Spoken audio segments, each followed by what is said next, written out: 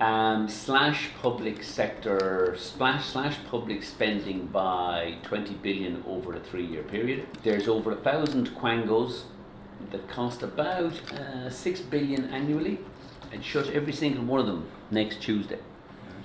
Starting with FOSS, the useless 1 billion a year, and then every other quango I'd shut it. Now the problem with that is unemployment suddenly rises, but you know they're generally most of them are useless anyway, but they'd all have to go and get a job somewhere else. You slash public spending. I would lower taxes,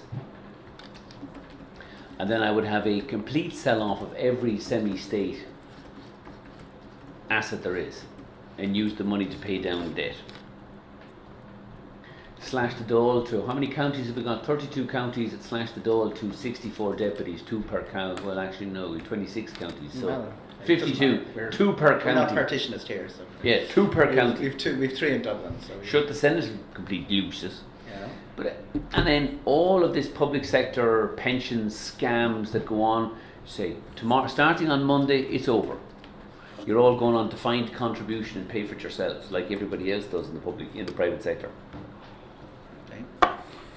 That's on the public sector side. What would you do to get consumers excited and jumping up and down again, and get people spending, get the economy moving? Reduce taxation. That'll release the money back in. Reduce, nothing else is going to work here other than reduce taxation.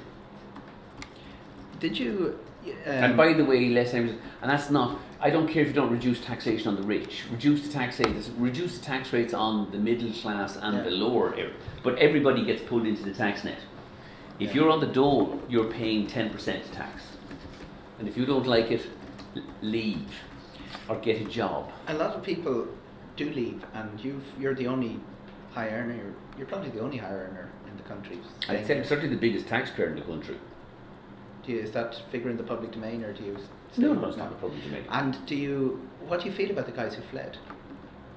I don't have a problem with people who are tax exiles. I don't have an issue with it. Yeah. In the same way, because Ireland has been a massive beneficiary of foreign inward, you can't support a low 12.5% corporation tax rate in Ireland, which has been an amazing incentive for a foreign inward investment in this country. And then on the other hand, say to fellas, well, you know, but you're not allowed to leave. That's the kind of Department of Finance rationale for the travel tax. Ah, yes, well, visitor numbers are way down, but nobody's leaving, nobody's going abroad either. I mean, I think it becomes a distraction, but I do think what you should do is we should simply change the tax base and say every Irish citizen, you're paying tax in Ireland on your worldwide income. There you go. Tax exiles are dealt with overnight. Nobody's a tax exile anymore. I don't see any problem with it. That's the way the US taxes its citizens. But tax avoidance will always be here. I mean, I have no problem with tax avoidance. Everybody claiming mortgage or interest relief is engaged in tax avoidance.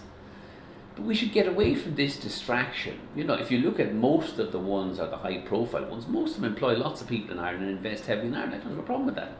Are you optimistic about the economy turning? You said earlier you didn't expect it to go as deep as it did. But ultimately, yes. I mean, these things are all cycles. But you know, the difficulty of the Irish economy is unless we're going to significantly reduce the burden of the public sector, where it is rotten to its bloody core. Look at that Dermot McCarthy. I mean, gets rewarded for 10 years of abject failure with a 600 grand package to depart, and now he's up for the ambassadorship to the Vatican. He should have been sacked. He was useless anyway. The opportunity to tackle this has been wasted.